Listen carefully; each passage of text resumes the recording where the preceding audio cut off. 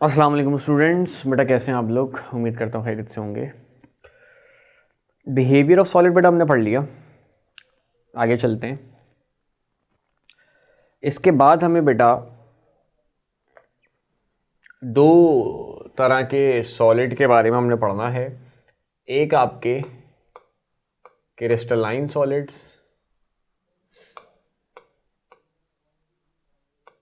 और दूसरे आपके नॉन क्रिस्टलाइन सॉलिड्स।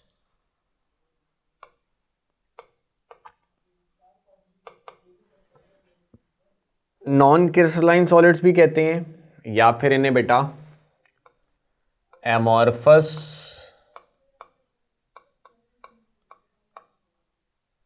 या फिर सूडो सॉलिड्स भी कहते हैं,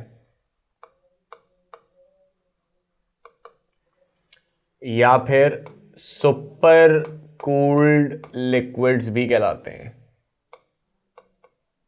सही है, काफ़ी सारे नाम हैं भाई। क्रिस्टलाइन सॉलिड्स नाम से ही पता चल रहा है जिनका डेफिनेट ज्योमेट्रिकल शेप होता है। नॉन क्रिस्टलाइन सॉलिड्स का बेटा डेफिनेट ज्योमेट्रिकल शेप नहीं होता। ठीक है, अब सॉलिड की प्रॉपर्टी होती है कि उसका एक ख़ास शेप होता है, फिक्स शेप होता है।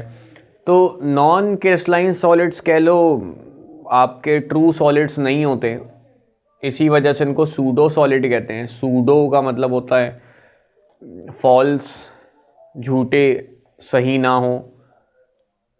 सही है, क्योंकि मैंने कहा ना सॉलिड की प्रॉपर्टी है उनके ख़ास शेप, डेफिनेट शेप होगा, नॉन क्रिस्टलाइन का नहीं होता। तो वो नॉन ट्रू सॉलिड्स या सूडो सॉलिड्स कहलाते हैं या एमॉर्फस सॉलिड्स कहलाते हैं। और इनमें बेसिकली कुछ लिक्विड्स होते हैं जिनको कह लो सॉलिड फॉर्म में लाया जाता है, तो सुपर कूल लिक्विड्स भी कहलाते हैं। इसी वजह से इनका डेफिनेट ज्योमेट्रिकल शेप नहीं होता। जैसे गिलास की अक्सर एमसीक्यू आती है, गिलास इज डैश। तो सुपर कूल लिक्विड अगर ऑप्शन में हो तो आप उस पर टिक करोगे। गिलास आपका सॉलिड नहीं होता, गिलास सुपर कूल लिक्विड होता है। यानी गिलास आपका लिक्विड होता है, उसकी क्रिस्टलाइजेशन करवा के उसको कह लो ठंडा करके सॉलिड फॉर्म में लाया जाता है। जब भी आपने कभी गिलास को देखा हो, कभी ऑब्जर्व किया हो, अब तो खैर उसमें उसको सही रखने के लिए इम्प्योरिटीज़ वगैरह डालते हैं जिससे वो सही रहता है, वरना पुराने ज़माने में जो गिलास होते थे, नॉर्मल जो गिलास होते थे जिसमें कोई फर्दर एडिशन हम नहीं करते थे, उसमें आप देखो जैसे पुरानी खिड़कियाँ होती थी वो खुलने वाली ना, उसको अंदर बाहर करके खोलते थे। वो खिड़की अगर किसी के घर में लगी हो या कोई पुराने दादा नाना के घर पे लगी हो, तो उसमें एक चीज़ शायद देखी हो, नहीं देखी हो, तो उसको ऑब्ज़र्व करना कि उसका जो कांच होता था, यानी जो शीशा होता था, गिलास होता था, वो कुछ टाइम बाद, जैसे मिसाल खिड़की चेंज कर रहे हैं, तो जब उस गिलास को निकाला जाता था तो उसकी शेप थोड़ी सी अजीब सी हो जाती थी, ऊपर से बारीक और नीचे से थोड़ा सा मोटा हो जाता है। कभी इस चीज़ को ऑब्ज़र्व करना। सही है, कभी गिलास को जो है वो देखना, तो गिलास ऊपर से थिन और नीचे से थिक हो जाता है। क्यों? क्योंकि गिलास बेसिकली आपका लिक्विड होता है, तो वो मेल्ट होते हुए नीचे की, जैसे वैक्स होता है आपका, मोमबत्ती आपकी हो गई, कैंडल हो गई। कैंडल को अगर आप देखो तो कैंडल नीचे से आपकी थिक हो जाती है और ऊपर से आपकी थिन, क्योंकि वो मेल्ट होकर नीचे की तरफ आती रहती है। तो गिलास भी कुछ उसी तरीके से होता है। तो कहने का मकसद ये है कि नॉन क्रिस्टलाइन सॉलिड्स को हम amorphous solids, pseudo solids, super cooled liquids, काफ़ी सारे नाम देते हैं। क्या क्या डिफरेंसेस होते हैं देख लेते हैं। क्रिस्टलाइन सॉलिड्स का डेफिनेट ज्योमेट्रिकल शेप होता है,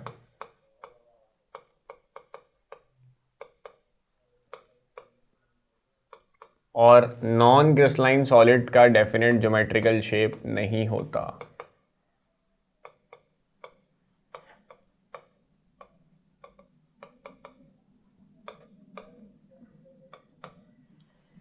ठीक है, इसके बाद बेटा क्रिस्टलाइन सॉलिड्स जो होते हैं उनका शार्प मेल्टिंग पॉइंट होता है, जबकि नॉन क्रिस्टलाइन सॉलिड्स का शार्प मेल्टिंग पॉइंट नहीं होता। शार्प का मतलब यहाँ पे हाई नहीं समझना, शार्प का मतलब है फिक्स। आपने सॉलिड का मेल्टिंग पॉइंट जब सुना होगा, किसी भी सॉलिड का सुना होगा, जैसे मैंने नमक का 801 डिग्री सेंटीग्रेड होता है, डायमंड का 3500 डिग्री सेंटीग्रेड होता है, ग्रेफाइट का 3000 डिग्री सेंटीग्रेड होता है। तो ये सारे जितने भी मेल्टिंग पॉइंट आपने सुने होंगे बेटा वो क्रिस्टलाइन सॉलिड के सुने होंगे।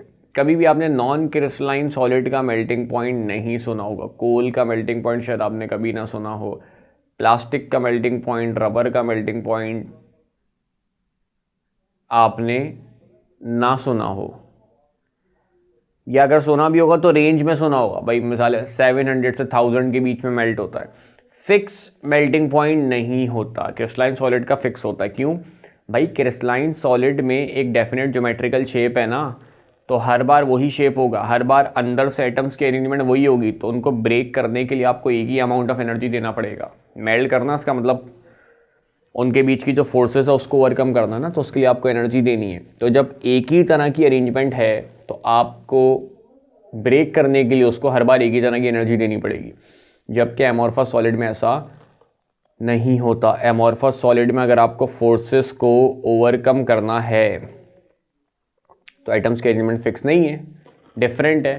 तो कभी हो सकता है ज़्यादा एनर्जी देनी पड़ जाए, कभी हो सकता है कम एनर्जी देनी पड़ जाए। तो एमॉर्फस सॉलिड आपके ख़ास टेम्परेचर पे मेल्ट नहीं होते, जबकि क्रिस्टलाइन सॉलिड हो जाते हैं। और क्रिस्टलाइन सॉलिड्स बेटा आपके सिमेट्रिकल होते हैं, जबकि एमॉर्फस सॉलिड्स आपके सिमेट्रिकल नहीं होते, अनसिमेट्रिकल होते हैं। सिमेट्रिकल का मतलब ये हो गया कि जैसे एक मान लो क्रिस्टलाइन सॉलिड है ऐसा, सही है। अब जितना ये आधा इस साइड पे है वैसा ही आधा उस साइड पे होगा, यानी यूँ कह लो मैं इसकी आधी साइड को देख के बाकी की आधी साइड बता सकता हूँ क्या होगी। या यूँ इसको समझ लो कि अगर मैं इसको रोटेट करूँगा तो इस पर कोई फ़र्क नहीं पड़ेगा। ये ऐसे पड़ा हुआ है, इसको मैं पूरा 180 डिग्री पे घुमा दूँ, मतलब ये वाला हिस्सा इधर आ जाए और ये वाला हिस्सा इधर आ जाए, तो कोई फ़र्क पड़ेगा? क्योंकि जैसा इधर था वैसे ही उधर था। तो ये चीज़ कहलाती है सिमेट्री। जबकि एमॉर्फस सॉलिड में ऐसा नहीं होता है। एमॉर्फस सॉलिड अगर मान लो ऐसा है, तो अगर मैं इसको 180 डिग्री घुमा दूँ, ये वाली साइड उधर आ जाए, वो वाली साइड इधर आ जाए, तो क्या ऐसा ही रहेगा? चेंज हो जाएगा। या यूं कह लो आसान अल्फाज में, इसकी आधी साइड को देखते हुए बाकी की आधी साइड में प्रेडिक्ट नहीं कर सकता। तो अनसिमेट्रिकल होते हैं। और क्रिस्टलाइन सॉलिड्स जो होते हैं बेटा वो आपके break down at fixed cleavage planes.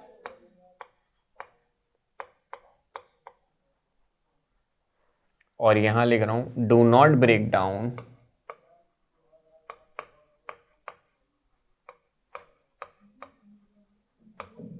Eight fixed cleavage planes.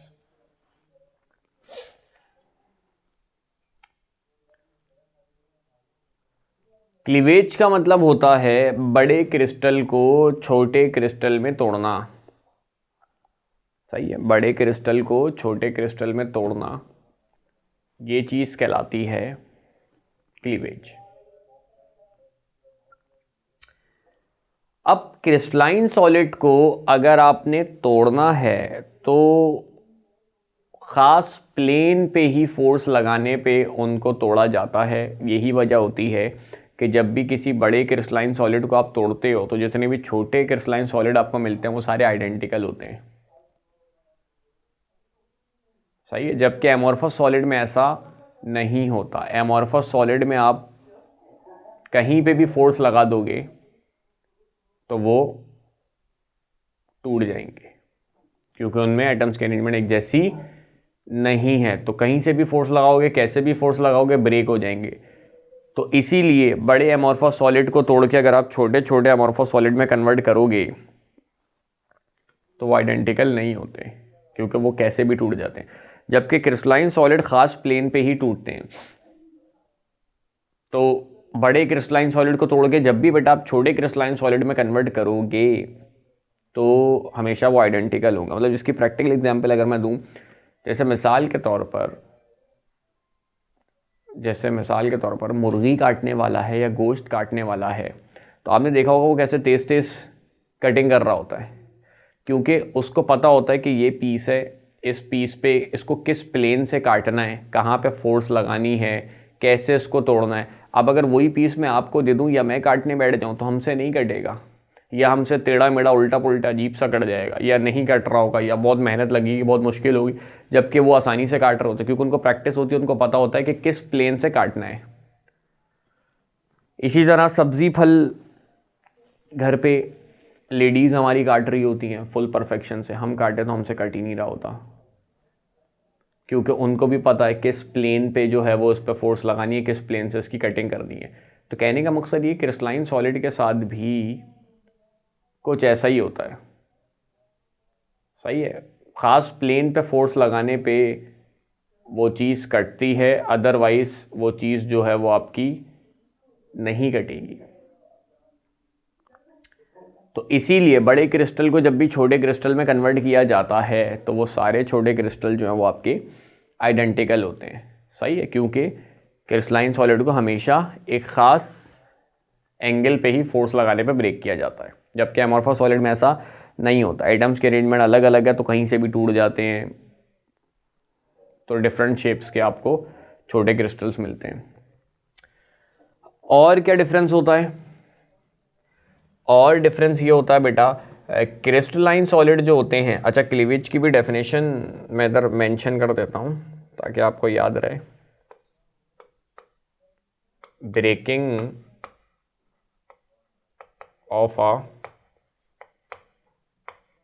Larger crystal into smaller crystal of identical shapes।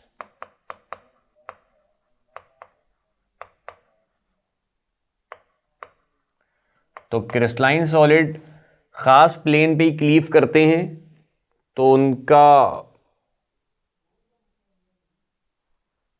छोटे क्रिस्टल्स आइडेंटिकल होते हैं, जबकि वो किसी भी प्लेन पे टूट जाते हैं, तो इस वजह से उनके छोटे क्रिस्टल्स आइडेंटिकल नहीं होते। इसी तरह से क्रिस्टलाइन सॉलिड्स बेटा आपके एन आइसोट्रॉपिक होते हैं,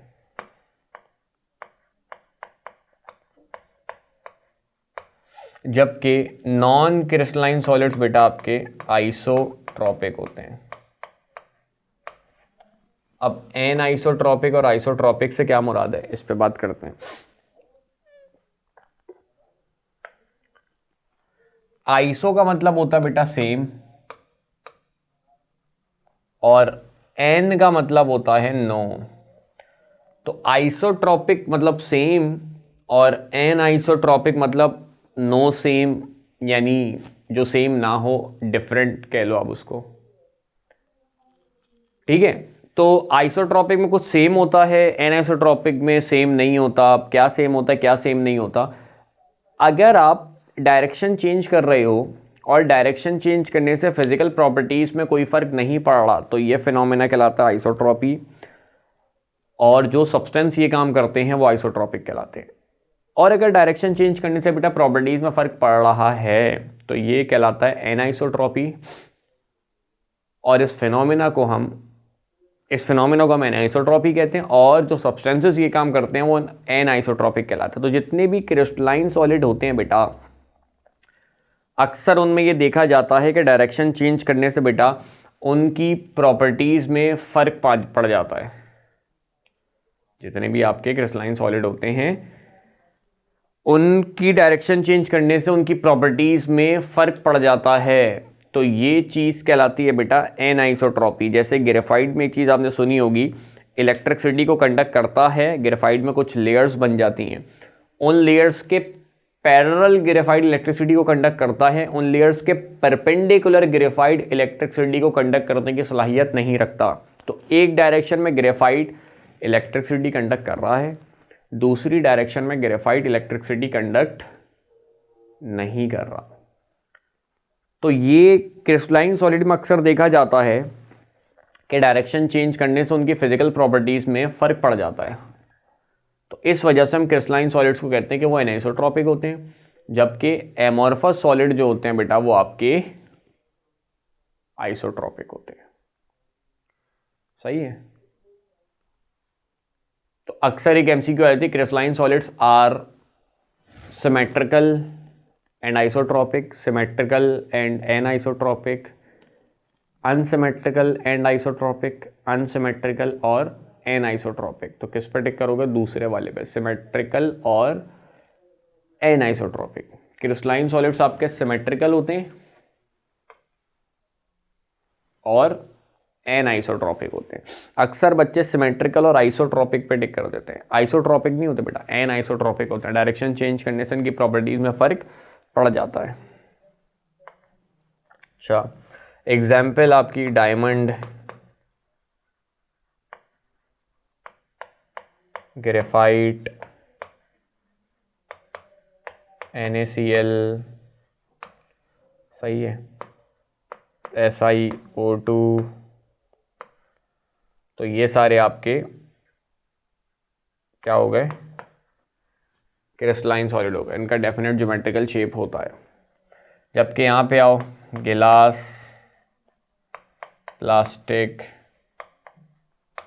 वैक्स, रबर, ये सारे आपके